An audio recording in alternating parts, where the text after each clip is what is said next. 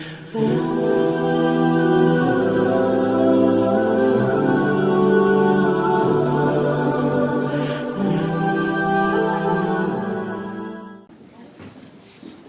alaikum wa rahmatullahi wa barakatuh. Oh, you guys have had a long day today, huh? Because it's literally a whisper, man. Assalamu alaikum wa rahmatullahi wa barakatuh. Ahsan, mashallah. Can everybody hear me okay? Because this have this weird low battery thing, and this one's like 10,000 miles away from me. People don't usually have problems hearing me. I'm considered to be quite a loud individual anyway, so. But if you do have problems, please let some of the organisers know, inshallah, and then they'll be able to come and tell me, and I can speak loudly, inshallah. The room has a shutdown protocol. Oh. I literally no idea what that means, but that's fine. Okay, so welcome to the session that today is, inshallah ta'ala, going to be on dua. Probably one of the most important sessions that you will have, because connecting with your Creator is one of the most amazing experiences that we have as Muslims. Connecting with our Creator and talking to Allah subhanahu wa ta'ala. So today I'm going to start off actually by messing the computer up. Okay, what did I do? Help. It's a MacBook. Okay, what do I click on to do the slides? Oh, the bottom, right, okay. I'm used to HP. All right. So we're going to start off, inshallah, with doing a bit of an exercise, just getting your brains back into action after your long day of study or whatever it is you've been doing. So we're going to, I think you guys have to just zap this QR code. And I want you to have a think. What is the purpose? Why do we call on Allah subhanahu wa ta'ala? Why do we call on the Almighty?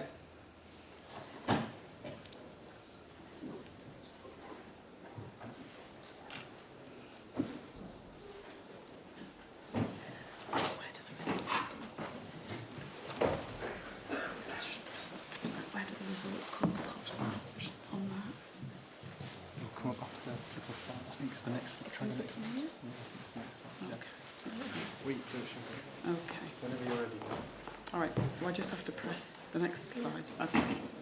All right, so has everybody had a vote on that? So is it to ask for what you want, to receive blessings and reward, or to express humility and closeness to Allah? Let's see what you guys think. Everyone done? Just give me a thumbs up if you're done. Okay, excellent, mashallah. All right, let's have a look then. What did you guys think? Oh, wow. You're impressive, mashallah. 84% of you said it's to express humility and get close to Allah. How nice is that? Amazing. To ask for things that you want. Why is it that we always feel bad asking for stuff that we want, right? We kind of feel a bit guilty for doing that. And to receive blessings and reward, just 5% of us thought that. SubhanAllah. Now, today's objectives, what are we going to come out with at the end of this session? We need to be able to be comfortable asking Allah subhanahu wa ta'ala for anything in our lives. We're going to be able to talk to Allah subhanahu wa ta'ala appropriately through the dua that we're making. And we're going to be able to give our hearts to Allah, because dua is an exercise of the heart. People think that the dua is an exercise of the mouth. It's not an exercise of the mouth, it's an exercise of the heart. So that's lesson number 1 we have to remember, take with us through this whole session. Dua is an exercise of the heart. So of course the key vocabulary that we've got for today is the word dua, which means supplication. Just anyone. What's the difference between dua and salah? Difference between dua and salah. Just give us a yell. Because they're both types of prayer, right? Have a guess. Salah is mandatory, but what you do for yourself? Okay, is all salah mandatory? Is the sunnah salah mandatory? No. MashaAllah. Anyone else? Salah is at prescribed times and dua is Can't see him speaking. Oh, MashaAllah, go on. Salah is at prescribed times, whilst dua is any time in between. Maybe. There are some prescribed times that we are not able to do certain types of salah. Yes. But all of the times, salah is pretty much, types of salah is pretty much okay. So the dua and the salah are integrally linked to one another, okay? So you can make dua on a standalone basis. So the times when you can't make the salah, you can make dua. You can make dua without wudu. But you cannot make your salah without wudu. The salah involves the movements, so it's very holistic in its nature. We are worshipping with the movements of the body as well as the heart and the words that we utter. With the dua, it's the heart, the words that we utter, and not necessarily the movements. Although we're going to talk about movements later on and how you can make your dua even more powerful than it already is. Because that's what we want, right? We want results out of our dua.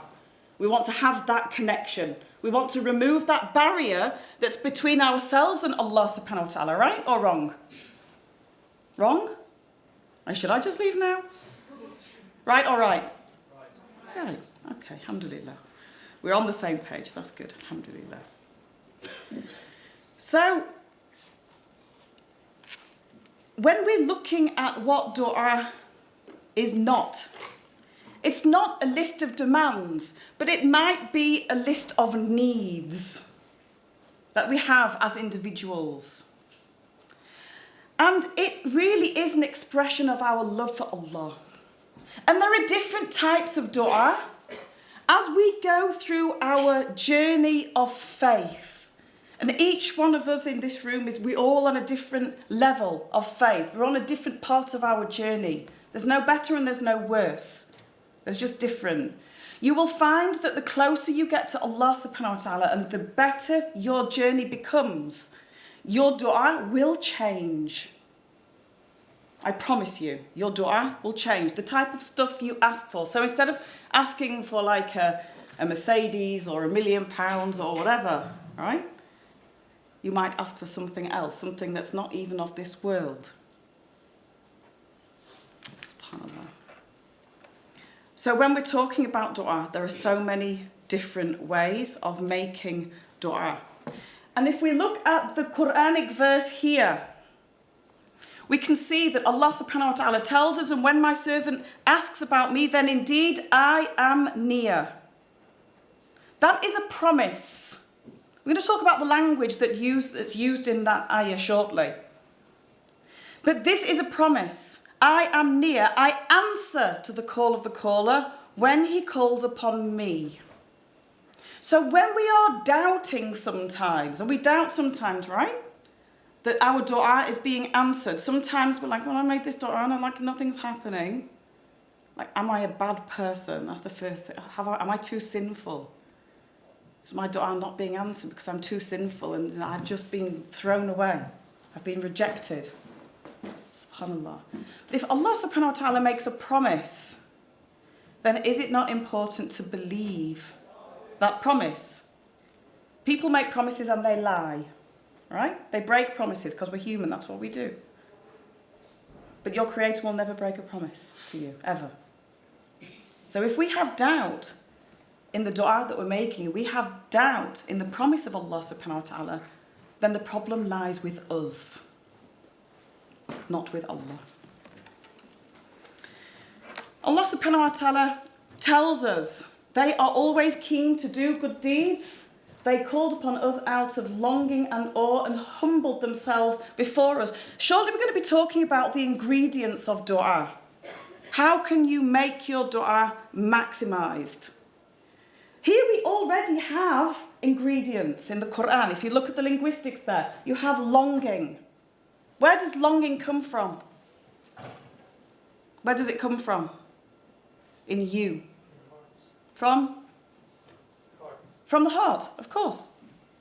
It's a feeling, right? You can't really describe what that feeling is, but when you really, really, really desire something, it comes from inside. It's not something you can even describe or talk about.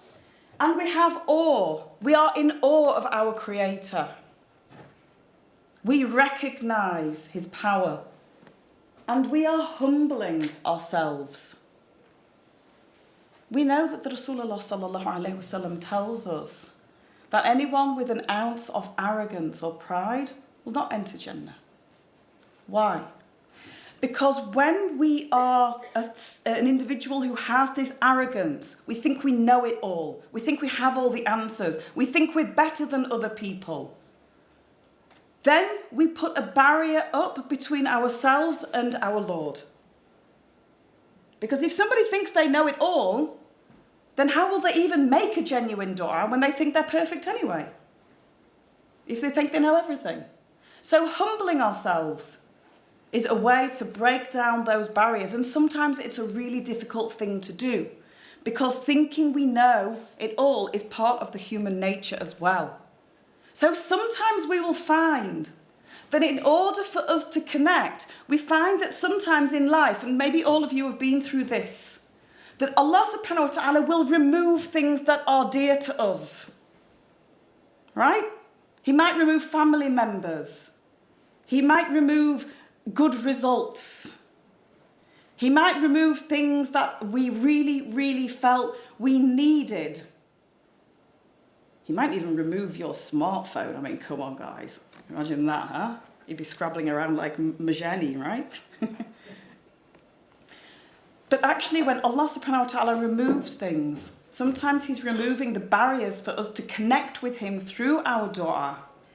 Because if everything else is removed, all those other things we were leaning on are removed, then what have we got left to turn to? Allah.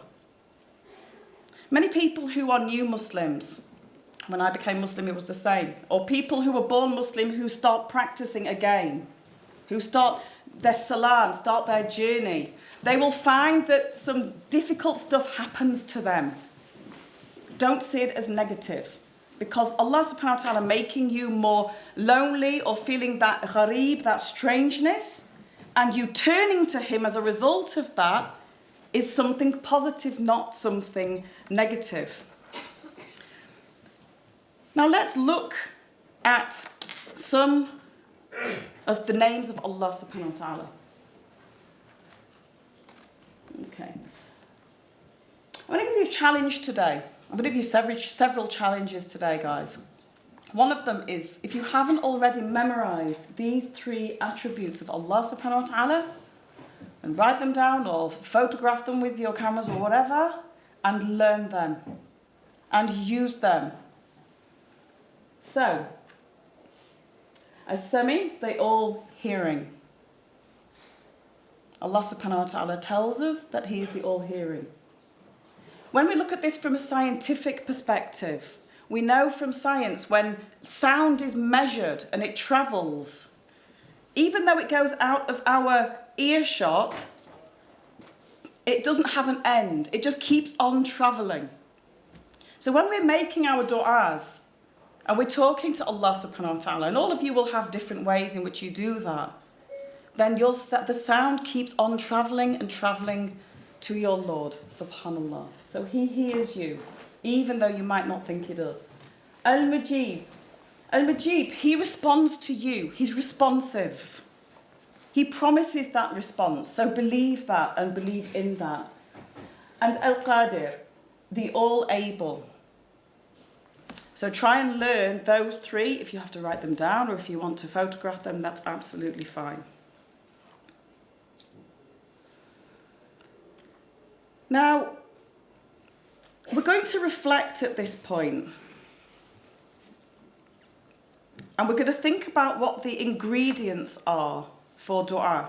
I'm going to turn that over to you first of all. What do you think the ingredients are for an effective dua?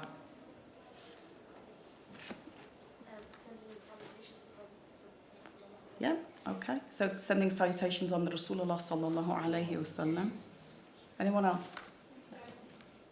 Just being grateful for what you have and what has been given to you. so making dua with shukr. Actually, there's a very beautiful story that that the Rasulullah sallallahu alayhi wasallam used to stand in qiyam al-layl, stand the night in prayer, like every night.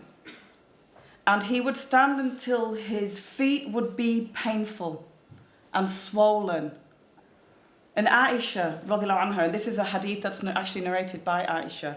Aisha, radiallahu anha, said to the Rasulullah sallallahu alayhi wasallam, Ya Rasulullah, why is it that you stand the night in prayer, that your feet are hurting and swollen, when khalas, you already promised Jannah? He's already forgiven, right? Why doesn't need to do that? So the Rasulullah sallallahu alayhi wasallam answered her, can I not be a thankful servant?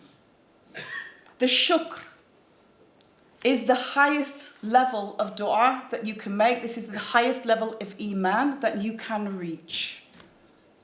When we're making dua and we're doing what we do through thankfulness of Allah subhanahu wa ta'ala. So reflect, think. What is my level? When I make dua, am I making a transaction with Allah? Because we do that, right? We try and make transactional. Even if it's a transaction for Jannah. That's fine. But this is a level of dua. A level of iman. And then we might want stuff, dunya stuff. But then we write out this list in our minds, right? Who's done that? They've written out this list in their minds. I remember when I went on Hajj, and a long time ago, probably before you, most of you were actually even born, subhanAllah, that I feel super old now, oh man. And I went to the Jabal Rahmah, which is the mountain of mercy, which is actually the day when the dua of the Hujjaj is accepted. It's just an amazing day, subhanAllah. And so I went and I had this like huge list, this dua list, and at those times there was no smartphones and photographs and stuff like that. I don't have any pictures of myself on Hajj. The pictures are all in here. And I sat on this Jabal Rahman. I found myself a rock, and I sat on this rock, and I made all these du'as. And subhanallah, I look back now, and the du'as that I would make now would be very different from the du'as that I made then. Big list of stuff, subhanallah. None of it impermissible, by the way. There's something you can't make a dua for something haram. All right? So you can't make dua that your da'wah in the nightclub is successful. Huh? Man, I've known people go in nightclubs and try and do da'wah. It's okay, my niyyah is clean, it's fine. Subhanallah. Or go into the bar and say, oh, well, I'm not drinking, so it's all good. Subhanallah. So any more ingredients? Or have a girlfriend, da'wah. A boyfriend, da'wah. Right? SubhanAllah. Okay. Yeah. Sabr. Allah yuhibbu sabirin. Allah loves the sabirin.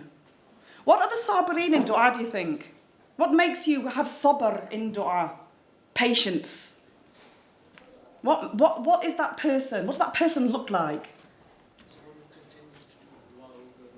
Yes, absolutely.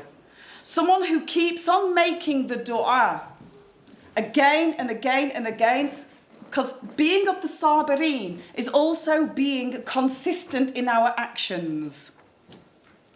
Because, especially living in this modern society, we want everything to be instant. We have fast food, we have instant takeaways. If there's a bit of lag on the smartphone or the computer, we're going nuts, man. Or if the post isn't going up there straight away, it's like, oh, come on, there's something wrong. We're ringing the company and going a bit crazy, right? As soon as something goes wrong, we throw it in the bin. With our du'as, we have to be of the sabirin. We have to be of the ones who are consistent in the du'a, because, and we're going to talk about this a little bit later, but when you make dua, it's in the formula that Allah subhanahu wa ta'ala sets. It's in the timeline that He sets, not the timeline that you think is right. So there might not be an instant fix. It might be that the answer to your dua is that Allah subhanahu wa ta'ala is developing your sabr, is helping you to develop your patience, and that it's holding off for a bit. But in the background, stuff's happening. Like the mother of Musa, alayhi salam. What happens to her? She lets the baby out on the river, right? Because Allah subhanahu wa ta'ala has informed her that she must do this. Because she's stuck between a rock and a hard place. So she lets the baby out on the river. And I want you guys to imagine, and maybe none of you are parents right now. I think there's, mashallah, one parent here. And imagine this small baby. Okay? And that's your child. And you've got to let the child out on the Nile. Okay? With crocodiles and the currents. And it's, anyone who's been to Masr, you know that what the Nile's huge. And it's dangerous. But actually what happens then is her heart starts breaking. In the evening, her heart starts breaking, and she fears that she might let out what's happened. So she's making dua. And she would have been asking Allah subhanahu wa ta'ala to help her, because she's a woman of piety. But nothing happens. Except one thing, or two things actually. One thing that she can feel, that Allah subhanahu wa ta'ala is strengthening her heart. Sometimes the answer to your dua, my dear brothers and sisters, is Allah will strengthen you to have sabr and to be able to take the test that's happening to you.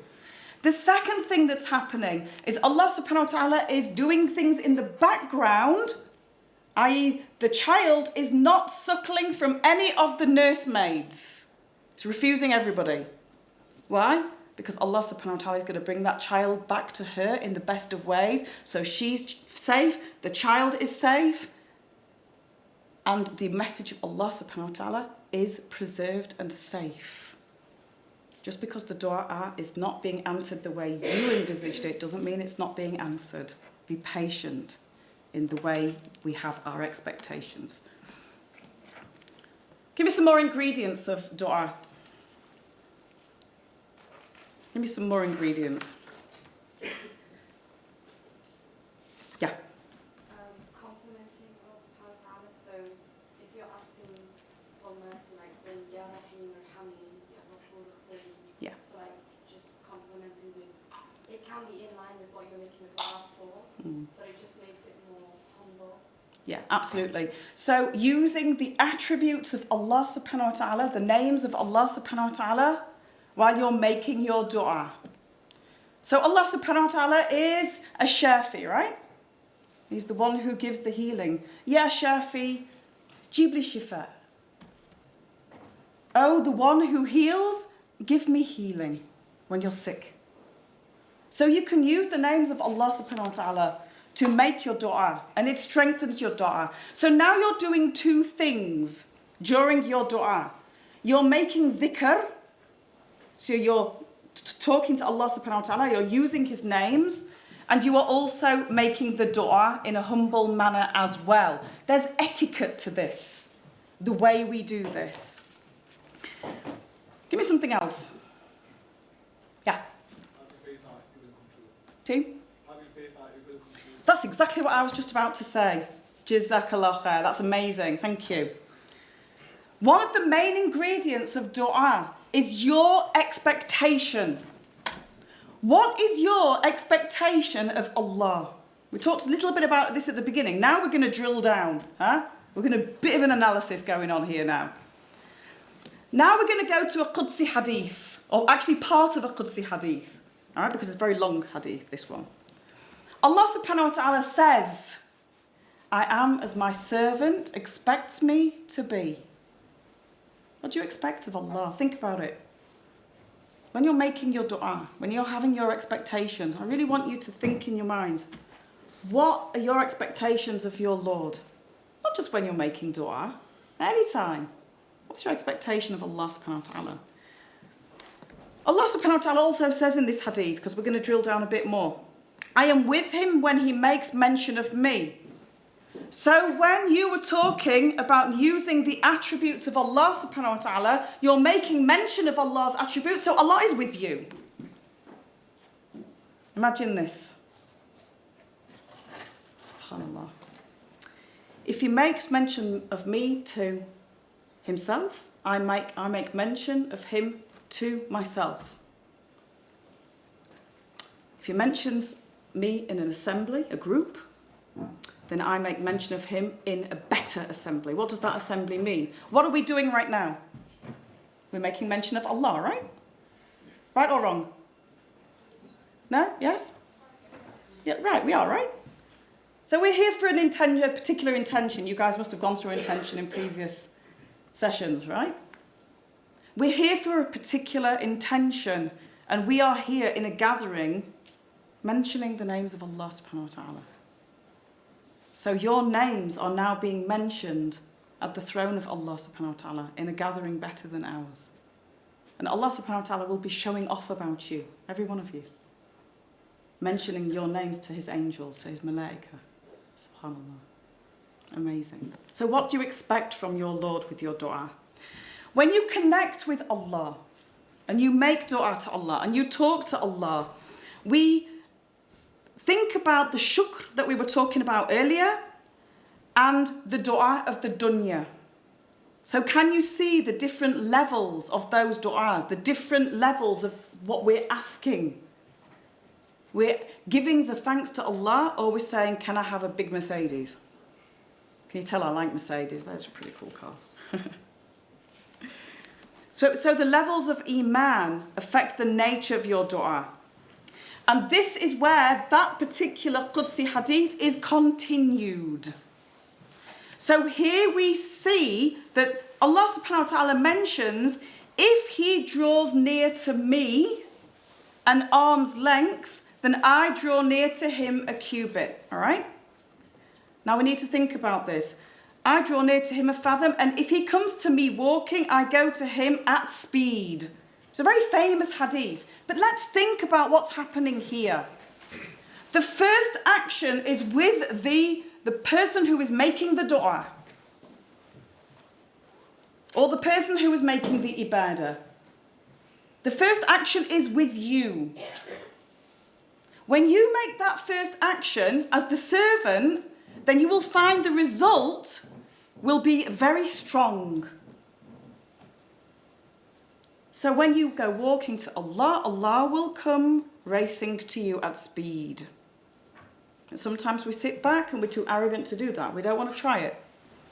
Maybe we're scared of failure. Maybe we're scared that the dua will not be answered. But we must trust and let go.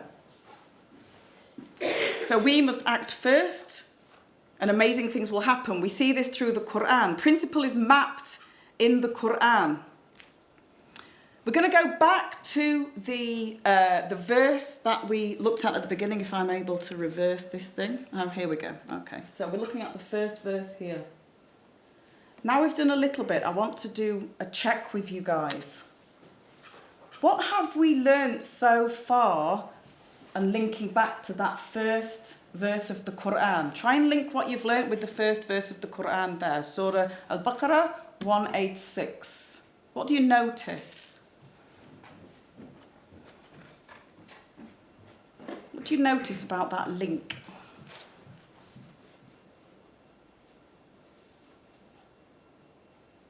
Have a think about it. Have a guess. There's no right or wrong here. I'm not testing you. So the servant goes first, and then what happens? They get a result, right? Okay. So what's this reminding you of? What's this making you think of? When we say, and when my servant asks you about me, then indeed I am near.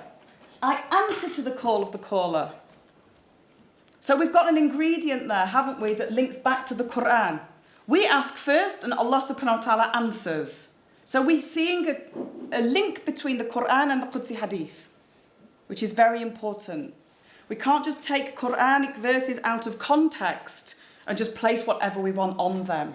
We have to understand how they're made. So, when Allah subhanahu wa ta'ala says, فَأَنِّي قَرِيب, indeed I am near, He is talking about an instant nearness. Okay, so this response, the answer, when He says, I answer to the call of the caller, when we look at the Arabic and how the Arabic is made up, the response here is absolutely instant. Ujibu da'watu da'i. It's an instant response. Now, when we look later on in that verse, we see it says, let them listen to my call and believe in me, perhaps they will be guided. So when you look at the language, Allah subhanahu wa ta'ala is telling us that His response will be perfect and it will be immediate. It will be perfect and it will be immediate. فَإِنِّي قَرِيب, indeed I am close to you, and I respond to the dua of the one who makes dua. The response is perfect and it's immediate. And then there's a condition. Sometimes we think that dua comes without condition, right? Put this condition in your mind. Allah subhanahu wa ta'ala says, let them listen to my call, number 1. This is the same verse. Let them listen to my call and believe in me. 2 conditions. Let them listen to my call and believe in me. Okay. Now, when we look at the word call there in the Quran, so just a little bit of linguistics, if you're interested in the linguistics of the Quran, absolutely amazing.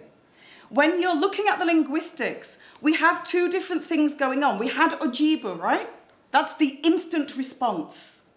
Okay? It's the instant response. I respond to the dua of the one who is making the dua. But when we look at the second word call, it's presented in a slightly different way, because it's referring to our response as al-insan, as human beings. Will our response be perfect and immediate when Allah subhanahu wa ta'ala calls?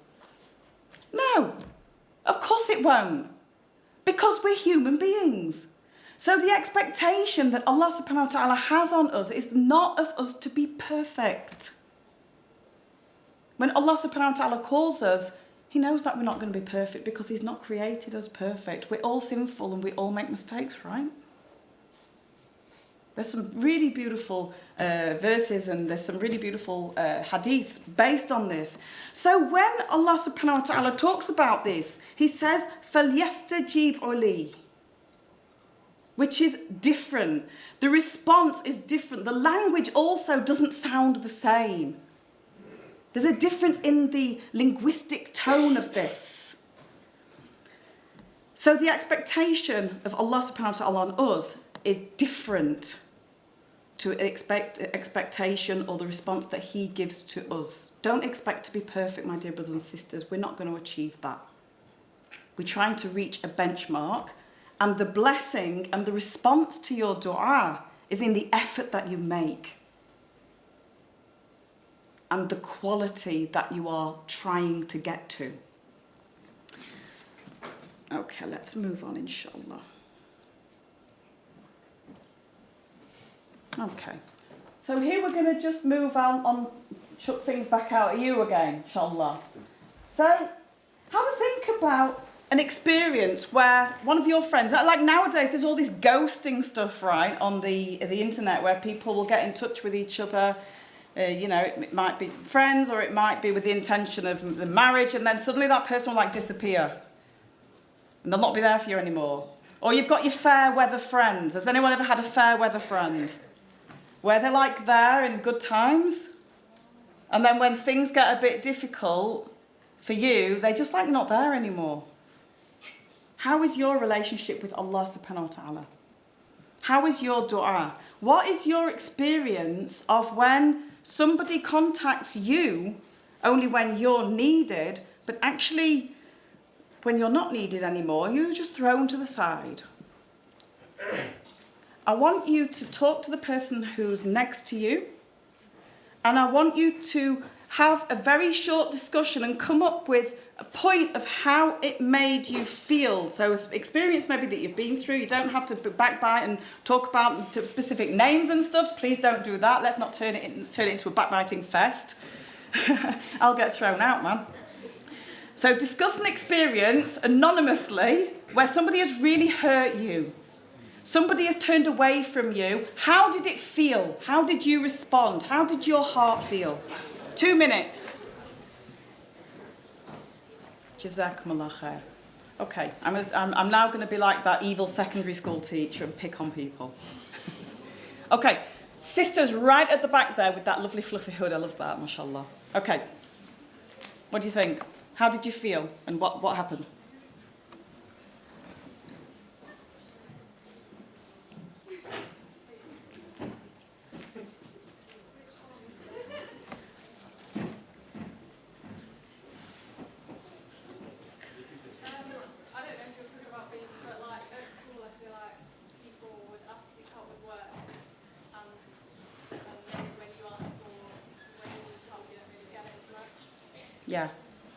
Yeah, absolutely. How does that feel? Not great. I'm not gonna lie, it hasn't happened a lot, but when it happened, it wasn't great. Yeah, it doesn't feel very nice, does it? Okay, over to brothers. Okay, the naughty row on the back, please. I'm kidding. Go on. Row on the back. Yeah. Anyone on the back row?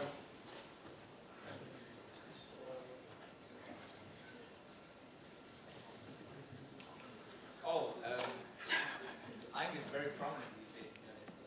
I think people forget about it, and they need to contact you. So Okay, how does it feel though? how does it feel? I think it depends on who's contacting you, to be honest, and what they're contacting you about.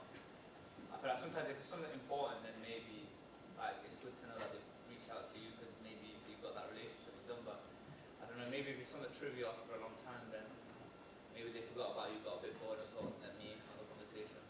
Okay, how's it feel? How's it feel though inside? How does it feel inside? Yeah. I don't know, maybe if you're busy, then maybe it might be a bit inconvenience, but if you're lonely, then it might be alright. You analysing it, man. How does it feel? How do you feel when someone lets you down?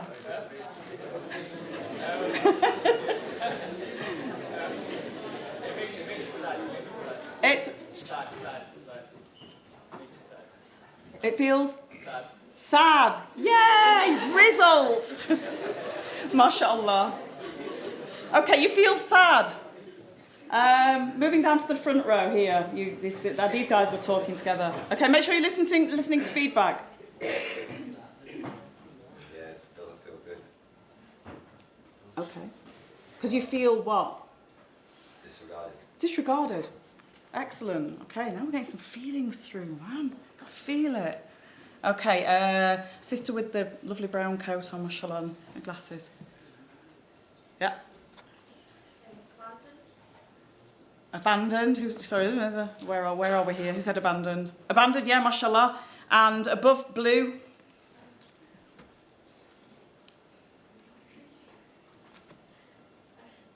You feel when someone lets you down?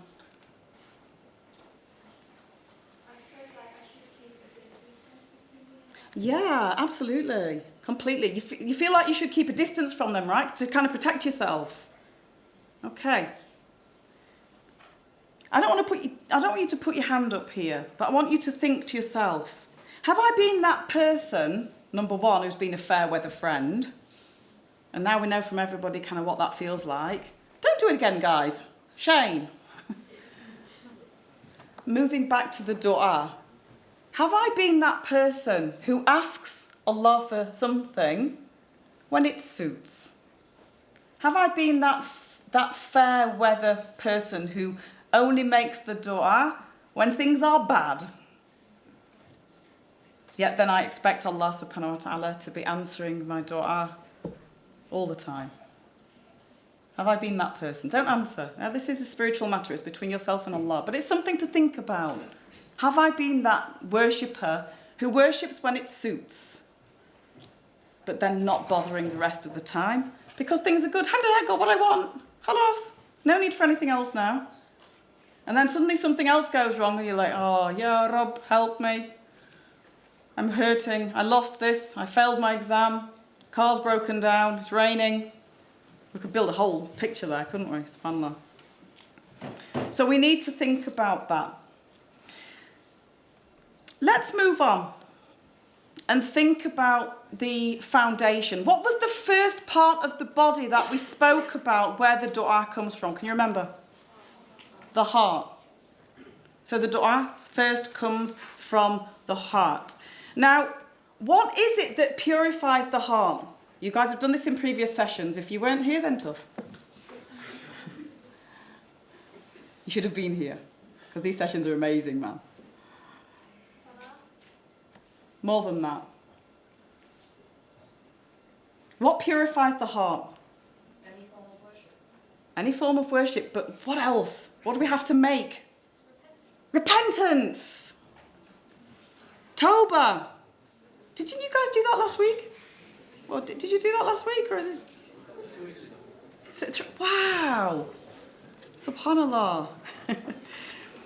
The first dua that you make, my dear brothers and sisters, go away with this ingredient.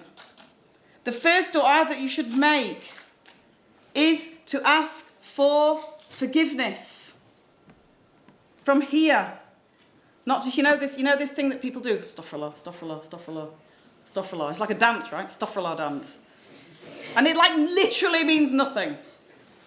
SubhanAllah. It just becomes like this tick box exercise. And sometimes people even do it to show off. The real deep asking for repentance from Allah subhanahu wa ta'ala, you should feel terrible. You should really feel what you've done. And if you don't, look for that. And think about things that will make you feel that. Think about the reality that we are not going to be in this earth forever. Think about, are you in the state right now, at this moment, that if the Malak al-Maut came, if the angel of death came and took you right now, which none of us know when that time is coming, right? If the Malak al-Maut came right now to take you, are you happy to go in the state that you are right now? Only you can answer that. Don't answer me. None of my business is between you and Allah subhanahu wa ta'ala. But if that is not the state that you want to be in, and your relationship with Allah subhanahu wa ta'ala is not where you want it to be, then we need to clear the hearts to work towards making it that way. And the tawbah is the first step of that. It's a process. Some of us think that maybe the dua of tawbah is not going to be accepted. It will be accepted. It will be accepted until the soul reaches the collarbone. It's another hadith, right? We all know it. The bab of tawbah, the doors of forgiveness or repentance will remain open until the souls reach the collarbones. If you feel your collarbone here, that paves the way and makes the road clear for your other du'as, inshallah ta'ala, to be accepted. It's preparation. You're clearing the way. You're taking that barrier down between you and Allah, so it's easier to have that connection. Nuh alayhi salam, he struggles for how long giving da'wah to his people? How long does he live? 900 years. He's giving da'wah to his people. His people were known to be incredibly sinful, right? They were they make our society look like angels. It's a really, really sinful society. But even they were asked to come to Allah subhanahu wa ta'ala with these ingredients, asking for forgiveness. And Allah subhanahu wa ta'ala says, إِنَّهُ كَانَ غَفَارًا. Indeed, He is forgiving. So that dua, my brothers and sisters, inshallah ta'ala, if it's genuine, it will be answered, because Allah subhanahu wa ta'ala is a Ghafur Rahim. You remember the names that we were talking about earlier? What does He do?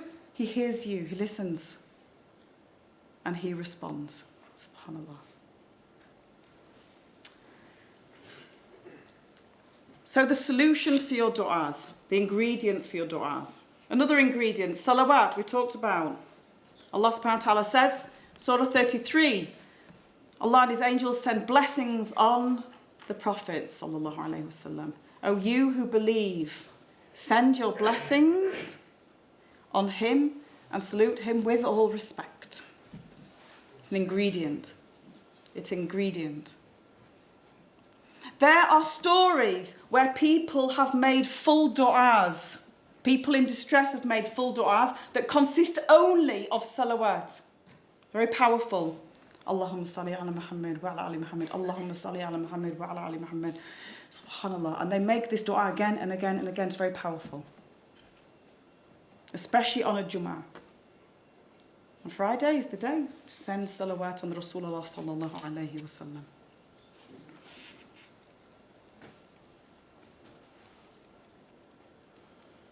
Okay. Now we've got the ingredients for the du'a. I've got a little job for you guys. Okay. I've got some work for you. I've been doing all the work here, man. Come on. You guys can do some work now. Is that all right? Yeah? No. I'm going to give you a break because you worked so hard, mashallah. And I'm also going to give you a task which will take the 3-minute break up to, say, 7 minutes. I want you to write a letter to Allah subhanahu wa ta'ala. When we connect with Allah, it's from here.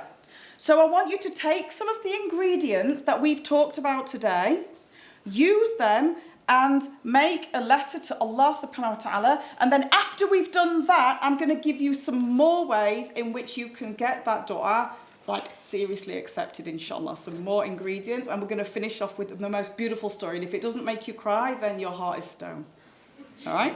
Okay, your 7 minutes starts now. It's 1 minute to 8. We finish it just before 10 past. Go. Jazakumullah khair.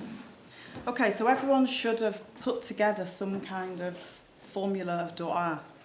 And part of the challenge that I'm going to set for you tonight is for you to take that dua. You don't have to share that dua with anything. That's between you and Allah, right? But what I want you to do is to take that dua, and I'm going to give you a formula of time, position, etc., within which to use that dua to get the maximum impact, inshallah. So now we need to think about the responses. What are different ways in which Allah subhanahu wa ta'ala responds to your dua? So have a look up here. So the first one really is Allah subhanahu wa ta'ala gives exactly what you asked. So you make a dua and it has an impact. You can see the result straight away. It's exactly what you asked. And the formula was how you made that, this little video that you make in your mind. And to you, that's the perfect dua, right? You think that, wow, it's what I wanted, it's what I made in my mind, and now I've got that impact. Alhamdulillah. The second one's even better. That Allah subhanahu wa ta'ala doesn't just give you what you want, Allah gives you something better than it. It's very common that when those type of du'as are granted, that it might be that somebody has had something taken away from them, and that Allah subhanahu wa ta'ala replaces it with better than that. Subhanallah. Now, there are many stories from the Quran and the Seerah, the life of the Rasulullah sallallahu alaihi wasallam, that demonstrate these things that are replaced with something better. But one of them is the story of Salama, and we can't talk about this amazing dua and this acceptance and loss and gain without talking about her story. So she was married. And she was married to a guy that she was so in love with. They were so happy together. He was her soulmate. And he got injured. He got attacked in one of the wars. He got injured, and he's going to pass away. And he gives her an advice before he passes away, saying to her that when he passes away, when we lose something, and this is the formula that, again, we need to use by accepting something, oh Allah, replace this with something better. Inna lillahi wa inna ilayhi raji'un. Indeed, we come from Allah, we return to Allah. Ya Rab, replace it with something better. And she's thinking to herself, how can you be replaced? You're the best husband. You're my soulmate. How can you be replaced with something better? What would that look like? He passes away and she is devastated. She is devastated. And she remembers. My brothers and sisters, we train our hearts to get close to Allah. All right? When we make our dua and we have that connection, that itself is a gift. It's not a right. Allah inspires the dua that we make. And she makes the dua. She remembers the words of her husband before he passes away. And she must have been crying. She must have been so devastated. And she makes the dua. And who is the person that she ends up marrying? The Rasulullah sallallahu alayhi wasallam. Indeed, her soulmate was replaced with not something better, the best. Sallallahu alayhi wasallam. Don't underestimate your dua, my brothers and sisters. Allah might give you better. It might be that Allah subhanahu wa ta'ala removes a harm from your way because of a dua. The dua that you made might not necessarily be the one that, because we don't know what harm's coming to us, right? But it might be a dua that you made that is rising up to Allah, blocks something negative that's coming down to you. And it might be that Allah subhanahu wa ta'ala delays the answer of the dua to later on in the dunya or to the akhirah. There's a beautiful hadith where the Rasulullah sallallahu alayhi wasallam tells us that we are an arm's length from Jannah and an arm's length from the Jahannam, right? It might be that that dua that you made in this dunya is that arm's length. The one that where you remembered Allah subhanahu wa ta'ala at maybe the most random time. Or you were sitting in the car travelling somewhere and you were thinking about Allah and you cried. And you asked him for something. And you praised him and you thanked him. Just for being able to see. Or just for the sunshine. Or the rain or whatever. It might be that that is the dua that will come and lift you. And save you. SubhanAllah. Never underestimate the power that you have in your hands, my brothers and sisters, because the power you have is amazing.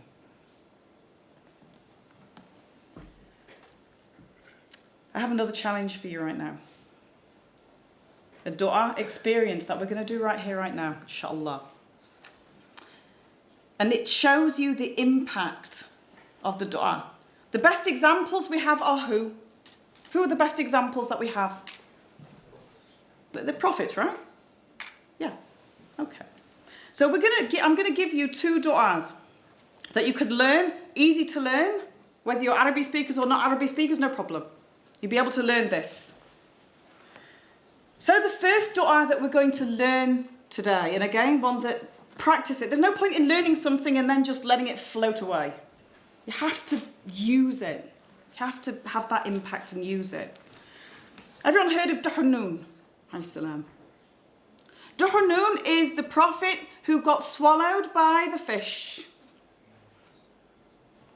And he's distressed. And he's been through so many trials.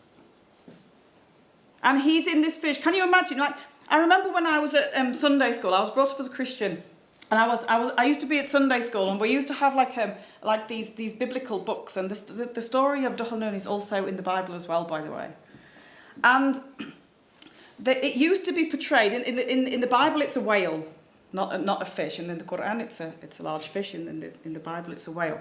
And we had this picture of Duhurnun, right?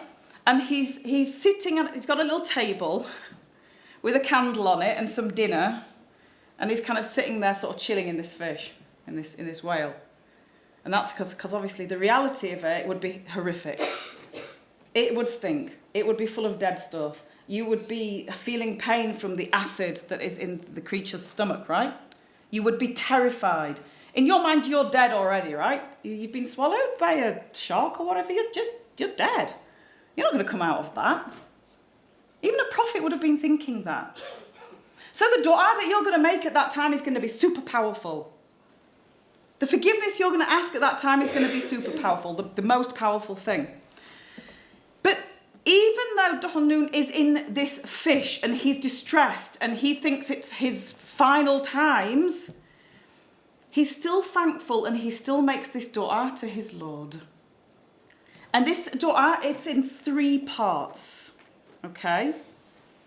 Okay. Are you guys okay to repeat after me? My Arabic's not the best, by the way, so please apologise. I do apologise. Okay, so the first bit. La ilaha illa anta. Okay, I'm going to say it again. La ilaha illa anta. Subhanaka. Inni. Kuntu. Min al-zalimin. So that means, La ilaha illa anta. There is no God but you. So, you know, we were talking before about the using the attributes of Allah subhanahu wa ta'ala and praising Allah. So the first part, you're submitting, you're making dhikr. La ilaha illa anta. There is no God but you. Second part, you're making dhikr again. Subhanaka. Glory to you. Glory to you. This is one of the most powerful du'as that you can use, I promise. This got Dhuhnun out of the fish. Out of sure death. It got him out of that. Subhanaka, glory to you. Inni kuntu min al-zalimin. Indeed, I was wrong. I was from the wrongdoers. I was from the zalimin. So he's making tawbah. You know the thing that we talked about that clears your heart for the dua? This is what it is.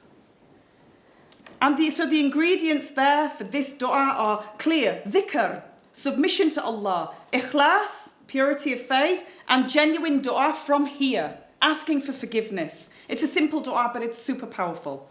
Allah subhanahu wa ta'ala puts these things in the Quran so we can use them and benefit from them. So he's repenting, Allah subhanahu wa ta'ala accepts and he's saved. Second dua. Story that we all know very, very well. Put your hands up if you're going to learn these two du'as. Ameena. Some of you already know them, right? MashaAllah. Jazakallah khair. Second one. This is a dua made by a prophet who was just about to be thrown into a very, very large fire pit. Who is it? Ibrahim alayhi salam, right? I want you to put yourself in that position. I know it's a bit difficult. You're in the position right now that he was stripped naked, by the way. He was stripped naked. They shamed him. They stoked the pit of fire. And this is the reason why they had to use a catapult to throw him into the fire. They stoked the fire for so many weeks that nobody could get near it because it was so hot.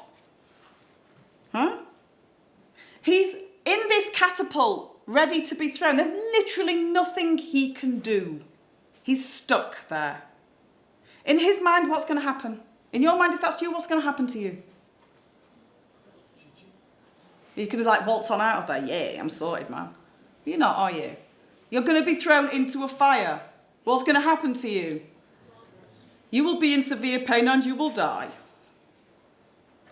This must have been what was going through the mind of Ibrahim alayhi salam. Remember, the prophets are human beings. They do not know what's going to happen. Only Allah subhanahu wa ta'ala knows what's going to happen. We know what happened because we read it in the Quran. They don't know what's going to happen to them. So he's waiting for this to be thrown. And it's just about to be thrown, this massive catapult. And he's about to be thrown into the fire. And the malaika comes to him and says, can I offer you some help? I can save you from this. The angel comes to him, I can save you from this. What does he say? This is how strong the iman was. how strong his faith was. The dua of Ibrahim alayhi just about to be thrown into the fire. Repeat after me. Hasbunallah wa ni'mal wakil. So again, Hasbunallah wa ni'mal wakil. Means Allah is enough for me and He is the best one to deal with this affair, with what's happening. When you find yourself in a situation and you want to demonstrate true tawakkul in Allah, true reliance on your Lord, Hasbunallah wa ni'mal wakil, you are handing over the steering wheel to Allah of your life and you're relying on Him to deal with the problem. Because who is the best to deal with the problem? Allah. When things go wrong, Hasbunallah wa ni'mal wakil. 2 du'as, very powerful du'as. How am I doing for time? Timekeeper. He's managing me, mashallah. 21 minutes past. Oh, I'm doing quite well, mashallah. I'll tell you something else about that story. Ibrahim alayhi we know, gets flung into the fire anyway. Right?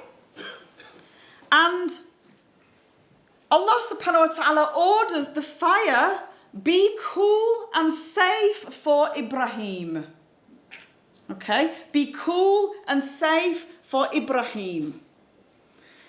Some of the ulama say that if the word safe had not been uttered, that the fire would have become so cold through fear of obeying Allah subhanahu wa ta'ala that it would have had the opposite effect and been dangerous because it was too cold.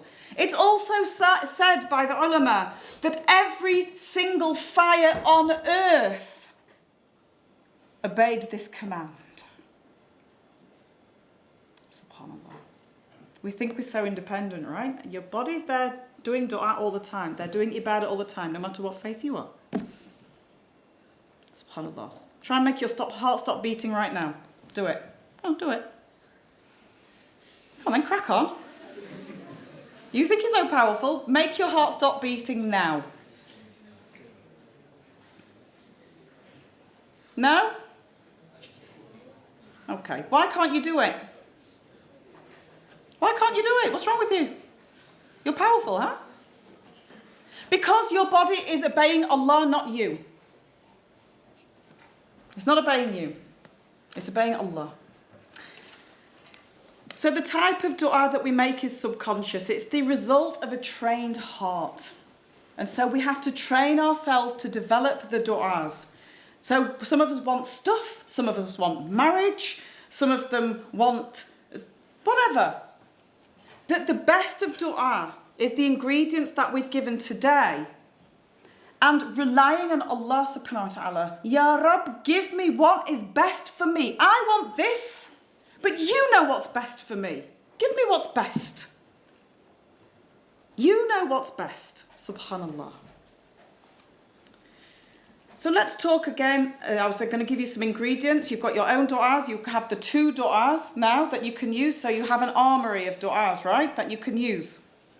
So now we're going to talk about 2 more ingredients. Number 1, the most powerful position to make du'a in is in sujood.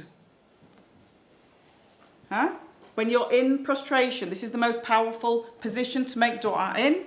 The Rasulullah sallallahu alayhi wasallam told us, and this is a hadith that's in the collection of Muslim, the servant is closest to his Lord during prostration, so increase your du'as when you're in prostration. Concentrate on your du'as. Cry to Allah subhanahu wa ta'ala. Pour your heart out to Him. He is the one who listens, right? You don't just have to make formal dua. Make formal dua from the Quran. Make the dua of the Rasulullah sallallahu alayhi wasallam. But also open your heart to Allah. Because He is the one who will listen and He will respond to you because He promises that He will. The best time to make dua. And again, another beautiful dua, a beautiful hadith. Qiyam, the last third of the night. What happens? The Rasulullah sallallahu alayhi wasallam described this amazing thing. You know when we're sitting asleep or lying asleep or whatever, I mean, you know, you students, you probably like sleep with pizza hanging out and all sorts, subhanAllah. MashaAllah. You have a lot more staying power than when you get to my age. It's just like 9 o'clock, you're done. I promise. But during the last third of the night, most people are asleep. It's the time when it's the darkest. It's the time when the world almost relaxes during the last third of the night. And we are so deep in that sleep. All right? See, I'm talking sleep, people are yawning. Or maybe you're just bored, man. The Rasulullah sallallahu alayhi wasallam told us,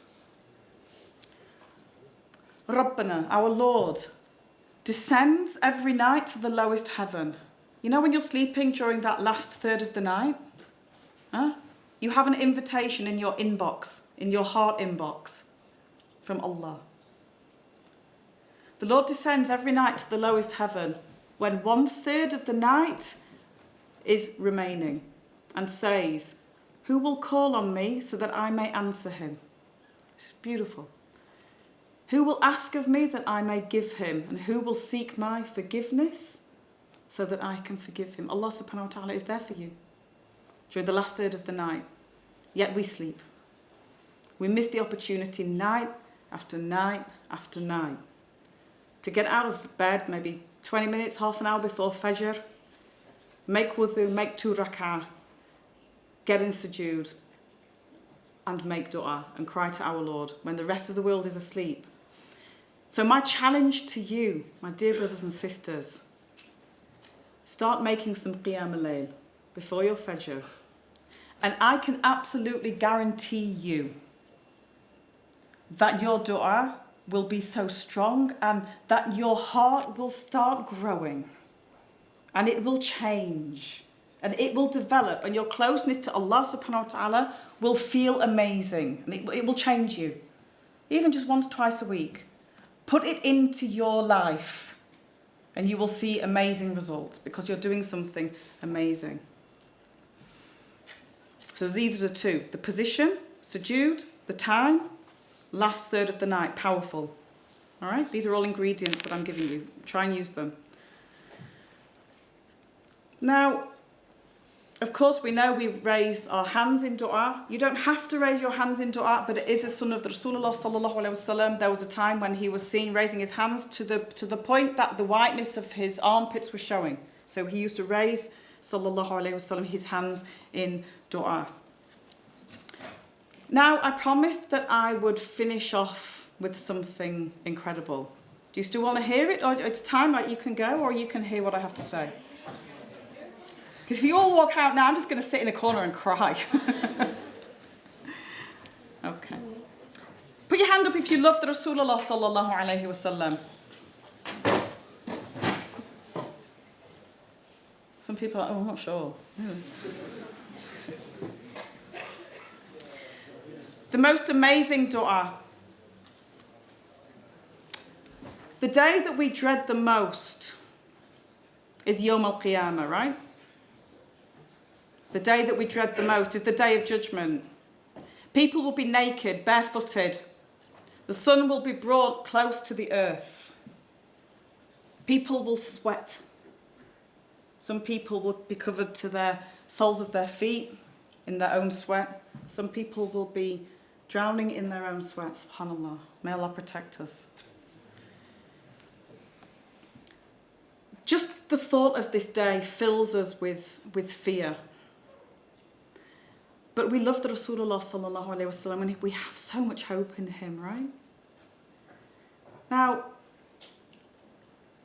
the Rasulullah sallallahu alaihi wasallam mentions in a very long hadith, and we don't have time to go through the whole hadith, but he mentions that on this day, when people are waiting for the hisab, for the reckoning to begin, that people will be running around different prophets and asking for intercession, asking for these prophets to intercede.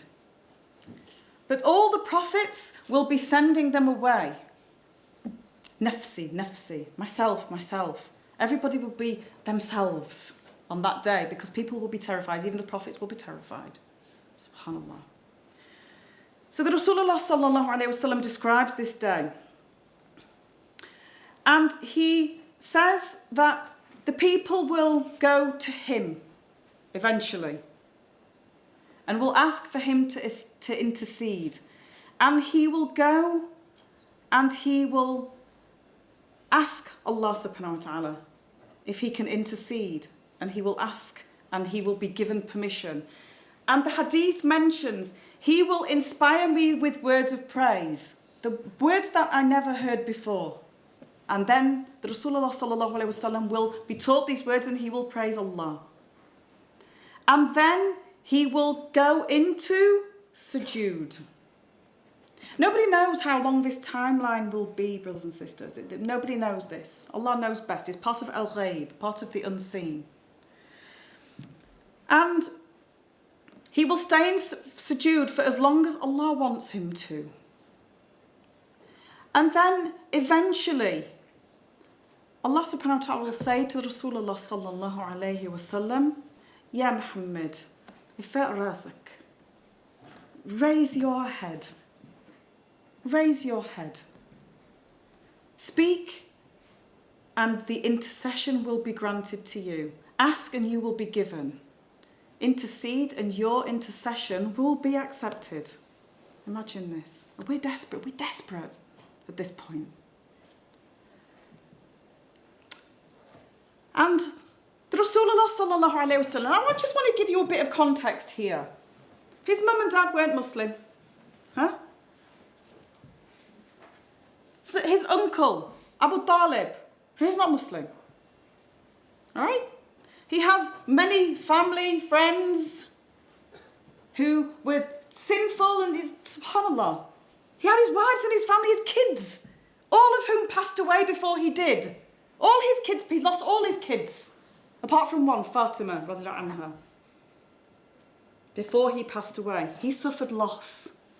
These were people he loved so deeply.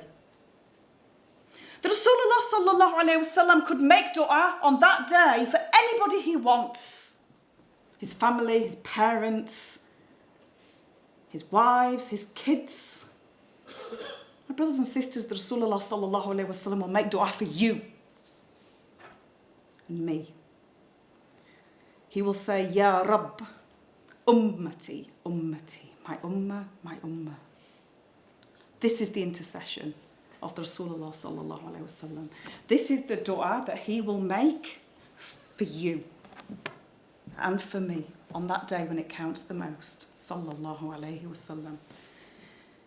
And Allah subhanahu wa ta'ala will tell him, go and bring everybody in whose heart is their faith the weight of a grain of barley. And so that's what the Rasulullah sallallahu alayhi wasallam will do. My brothers and sisters, your Prophet loves you so much. He loves you even though he never even knew you. Without having met you, he reserved his dua for you. Sallallahu alayhi wasallam. So trust Allah. Trust the dua. Allah will respond to your dua. Allah subhanahu wa ta'ala says, Ad'uni astajib lakum. Ask me and I will give to you. So put the du'as into practice, my dear brothers and sisters. Go, take what you've learned tonight. Go, learn more, do more research. And inshallah, may Allah subhanahu wa ta'ala accept your du'as and give you the best in this life and in the hereafter, inshallah. Subhanaka Allahumma wa bihamdika ashhadu an la ilaha illa anta astaghfiruka wa atubu ilayk. Bismillahir rahmanir rahim wal asr innal insana lafi khusr illa alladhina amanu wa amilus salihat wa tawassaw bil haqq. I love you all for the sake of Allah subhanahu wa ta'ala. Jazakumullah khair. Assalamu alaikum wa rahmatullahi wa barakatuh.